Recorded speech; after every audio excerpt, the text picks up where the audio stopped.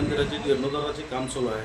सदर काम चालू असताना माती उत्खनन व गौण खनिज दगड वगैरे अवैधरित्या माती उत्खनन करून विक्री करत आहेत. सदर माती उत्खनन करत असताना कोणती परमिशन न घेता सदरचं उत्खनन बेकायदेशीर करत आहे.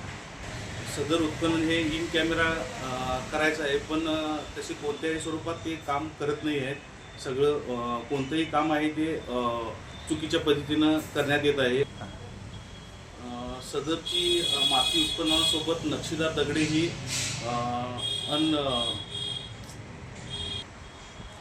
सदरची नक्षीदार दगडे बाहेर विक्री केली जात आहे.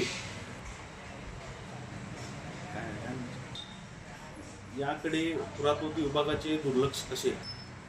नक्षीदार दगडाचे म्युझियम करणार होते. दगडेच बाहेर गेली तर म्युझियम कशाचे करणार? पुरातत्व खात्याने याची सखोल चौकशी करून ठेकेदारावर कायदेशीर कारवाई करण्यात यावी.